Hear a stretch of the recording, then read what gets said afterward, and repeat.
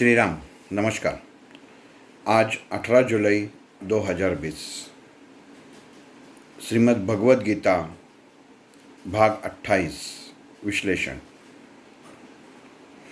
कल हम लोगों ने देखा कि भगवान श्री कृष्ण ने अर्जुन को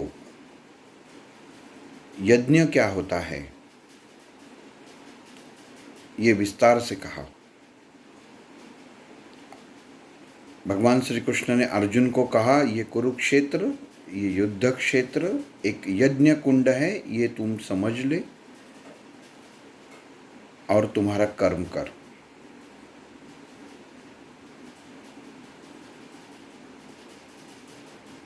मनुष्य के जीवन में हर इंसान कहाँ ना कहाँ अपनी श्रद्धा रखता है। किसी के अपने गुरु के प्रति होती है, किसी की कोई एक विशिष्ट भगवान के प्रति होती है, किसी के कोई इंसान के प्रति होती है जिसके गुणों से वो भारित हो जाता है, तो किसी की जो वो जीवन बिताता है, प्रैक्टिकल बोलते हैं उसे इंग्लिश में, वो भगवान को मानता ही नहीं है। वो कहता है मैं जो काम करता हूँ वही भगवान है। कौन सही है कौन झूठ है ये महत्वपूर्ण नहीं है। अगर कोई कहता है कि भगवान नहीं है तो आपको बुरा लगना भी नहीं चाहिए। जैसे जैसे हर इंसान को खुद को ज़िंदगी चलते चलते जैसे हर चीज़ महसूस हो जाती है, समझ में आती है, उसी प्रकार से वो हर चीज़ देखता है। वो भगवान को भी उसी नज़र से, रवैये से देखता है। अगर आप कहेंगे भगवान है और जो भगवान मानता नहीं है वो कहेंगे कि भगवान है तो मुझे दिखाओ, तो आप कहाँ से दिखाएंगे? अगर आप कहेंगे ये जो मंदिर में मूर्ति है उसमें भगवान है, अगर भगवान मंदिर के मूर्ति में है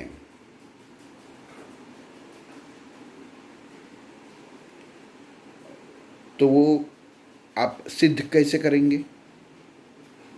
क्योंकि सिद्ध होने के लिए आपके गुण भी वैसे होना जरूरी है, आपकी आसक्ति भी वैसी होनी जरूरी है। तो कहने का मतलब ये है कि भगवान है या नहीं है,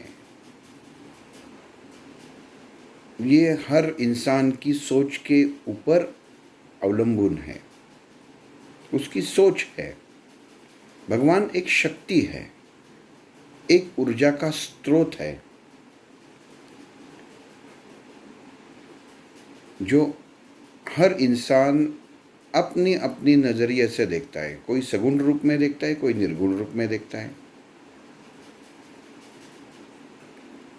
लेकिन यहाँ पे भगवान श्री कृष्ण ने अर्जुन को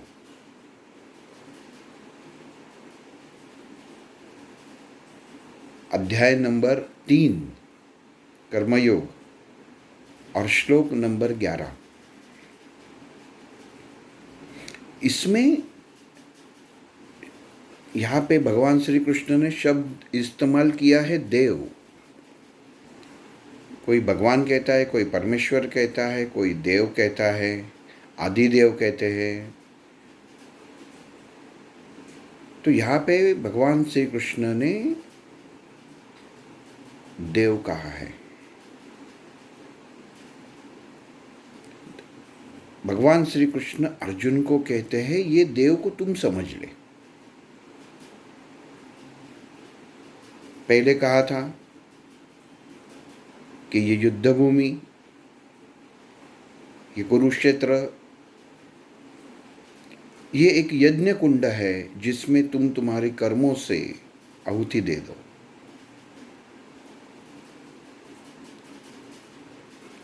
और अब इसकी आगे की पायरी भगवान श्री कृष्ण अर्जुन को बता रहे हैं कि तुम देव भी पहचानो। शब्द इस्तेमाल किया है देव, भगवत गीता में देव शब्द इस्तेमाल किया है। ये देव शब्द कहाँ से आया? परमात्मा, भगवान, ईश्वर, देव, दिव शब्द से, दिव शब्द से ये देव शब्द आया। हम लोग रोज भगवान के सामने दिया जलाते हैं, मराठी में उसको दिवा कहते हैं। अगर दीव अधिक आ ऐसी शब्द फोड़ हो जाती है तो शब्द होता है दिवा। दीव का मतलब क्या है? शक्ति, तेज। और आ का मतलब है रहने वाला, मीन जिसमें तेज और शक्ति है उसका प्रतीक। इसके लिए दिवा, इसके लिए हम लोग दिया बोलते हैं, हिंदी में दिया बोलते हैं। और ये दिव शब्द से वो किसको लगाते हैं? दिया हम लोग भगवान को, वो देव को लगाते हैं। भगवान श्री कृष्ण ने कहा अब भगवान को दिया जलाओ, लेकिन ये दिया, ये दिवा, मराठी में जिसका उच्चार है दिव, ये भगवान श्री कृष्ण कह रहे हैं मनुष्य के शरीर में जितनी इंद्रिय है वो सब देव स्वरूप है। इंद्र देव बोलते हैं, इंद्र भगवान नहीं बोलते, इंद्र देव बोलते हैं। वायु देव बोलते हैं, अग्निदेव बोलते हैं। शब्द है क्या? देव। देव का मतलब क्या है? शक्ति, तेज, दिव। दिव से देव शब्द तैयार हुआ है, ये ध्यान में रखिए। देव, इसके लिए मैंने देव शब्द का आपको सीधा अर्थ बताया, शक्ति, तेज। वो तेज में, वो शक्ति में हम लोगों को समा जाना है। हम लोग जब शाम को प्रार्थना करते हैं, पूजा करते हैं, तो भगवान में समा जाते हैं। तो किस में समा जाते हैं? देव में, मीन्स शक्ति में समा जाते हैं। और ये भगवान श्री कृष्ण अर्जुन को कह रहे हैं कर्मयोग अध्याय 3 श्लोक 11 में। मैं ये उच्चार इसके लिए कर रहा हूँ कि आप भगवत गीता देखकर विस्तार से इसकी जानकारी भी ले सकते हैं।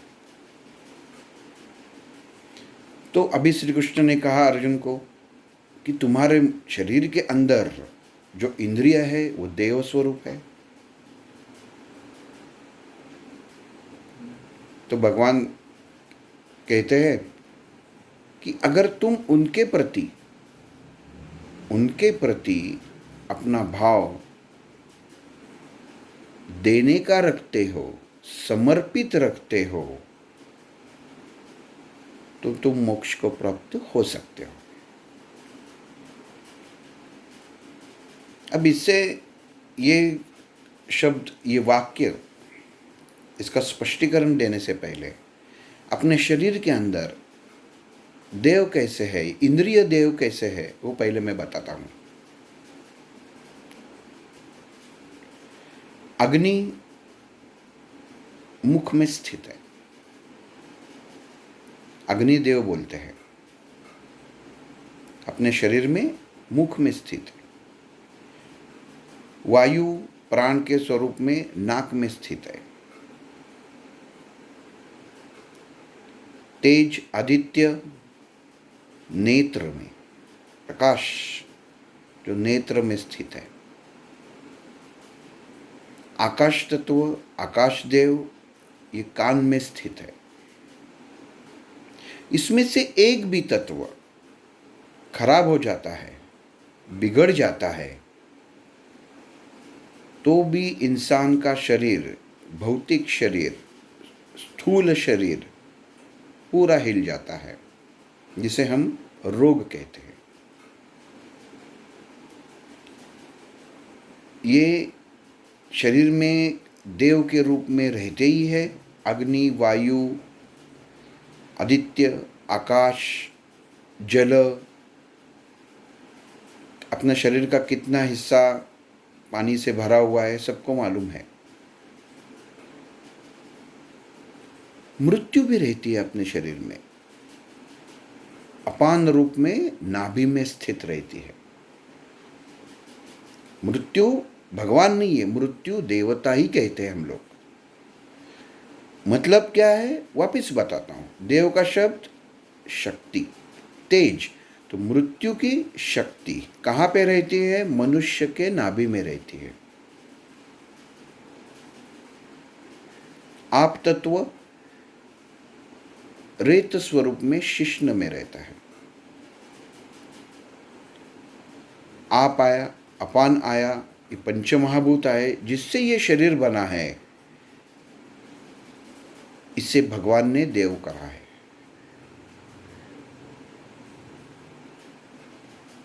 तो भगवान श्री कृष्ण अर्जुन को कहते हैं कि हमें ये जो देव अपने शरीर में स्थित है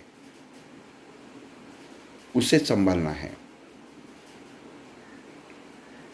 क्योंकि अगर इसमें कोई कम हो जाता है, कुछ कम हो जाता है, नहीं तो किसी को आप गवा देते हो तो आपके शरीर में रोग पैदा हो जाएंगे। दरअसल मैं ये इसके लिए कह रहा हूँ, ये श्लोक कितना महत्वपूर्ण इसके लिए है कि भगवत गीता में कि हम लोग केवल सुनते हैं, ये भगवान श्री कृष्ण ने अर्जुन को जो ज्ञान दिया है वो सर्वसामान्य के लिए क्यों है। मैं क्यों बोलता हूँ, एक एक पंक्ति में, एक एक श्लोक में पता चल जाता है। अभी इसका वास्तव में युद्ध से क्या संबंध है, फिर भी भगवान श्री कृष्ण अर्जुन को वो कह रहे हैं, उसका स्पष्टीकरण दे रहे हैं। ये भगवान अर्जुन हम है, वो हमेशा याद रहे।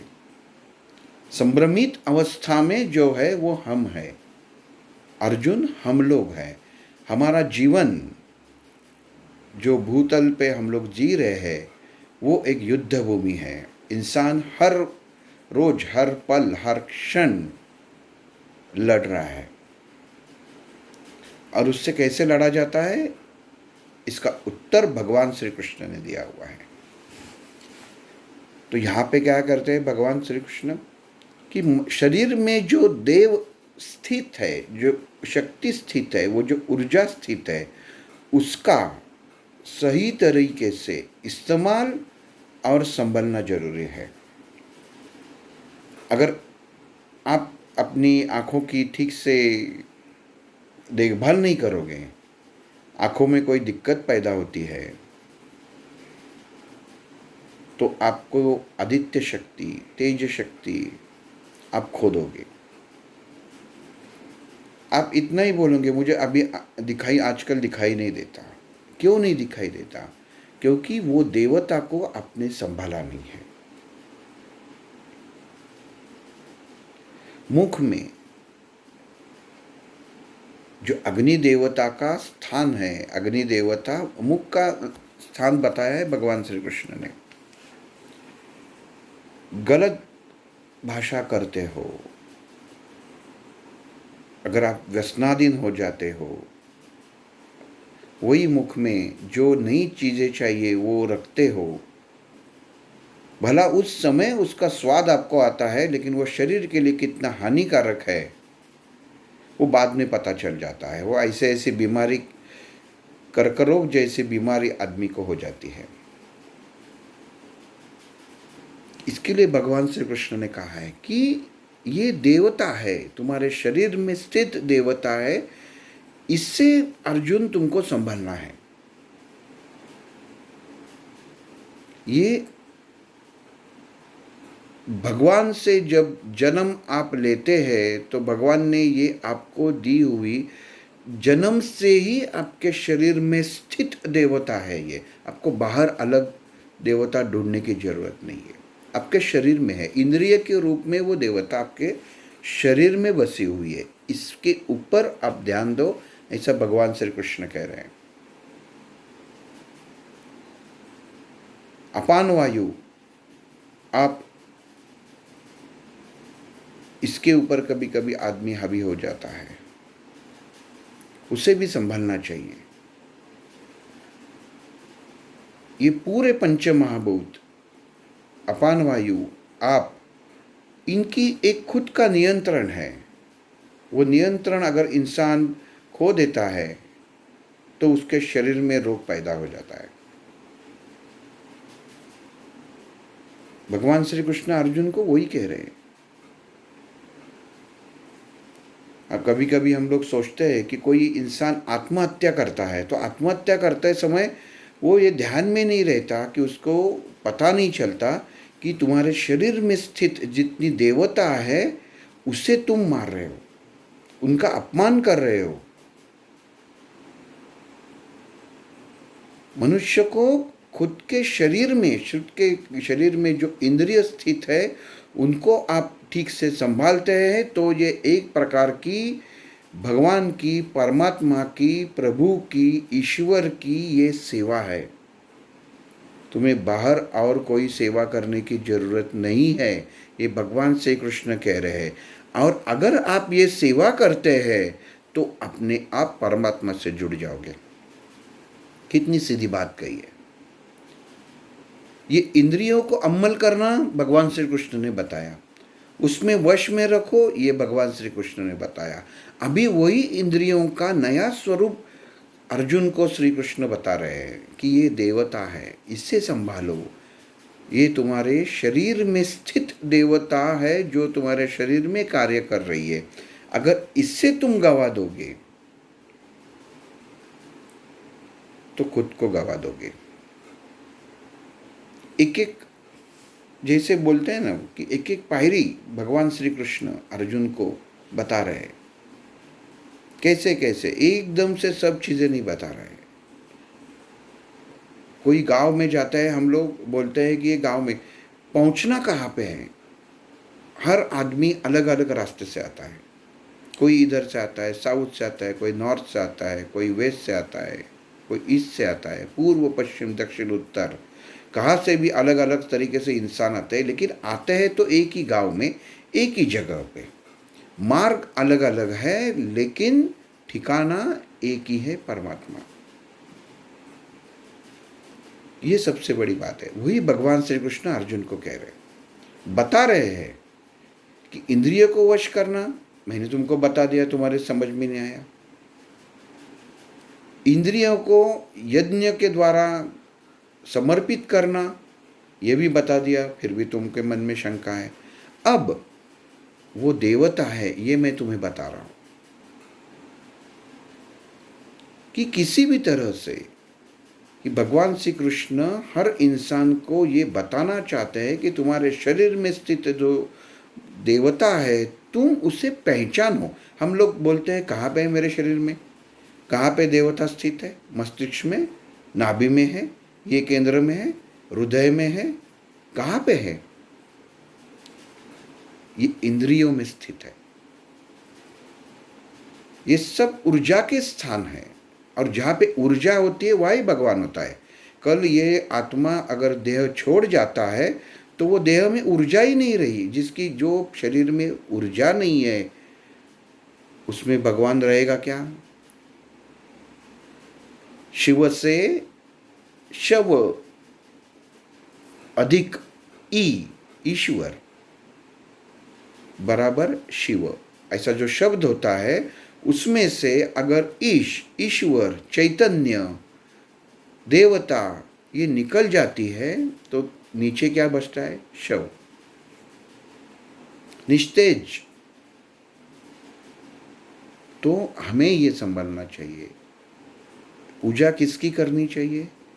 मन में स्थित इंद्रियों की पूजा करनी चाहिए, उनके वश में जाके नहीं करनी है। हमें उनको वश में रख के ये पूजा करनी है।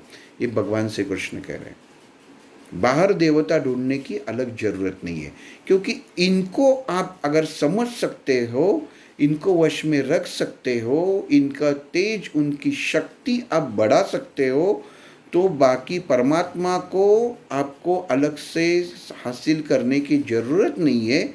अपने आप परमात्मा में आप विलीन हो जाओगे। इतनी सीधी बात भगवान श्री कृष्ण ने कही है। लेकिन कभी कभी हम लोग वो समझ नहीं पाते। अभी हम लोग देखेंगे कि रामदास स्वामी जी ने क्या लिखा है। उदर भरण नोहे जाणीजे यज्ञ कर्म। हम लोग खाली श्लोक कहते हैं, छोड़ देते।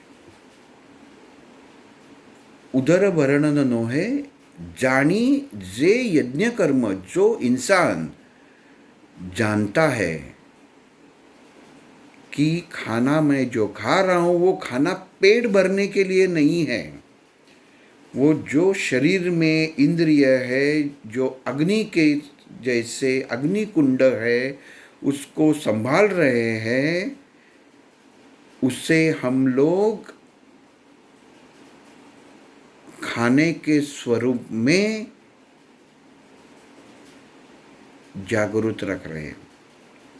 वो यज्ञ कुंड को जागरूक रख रहे हैं, उसकी काळजी ले रहे हैं, उसकी चिंता कर रहे हैं, और वो हर इंसान को करनी चाहिए।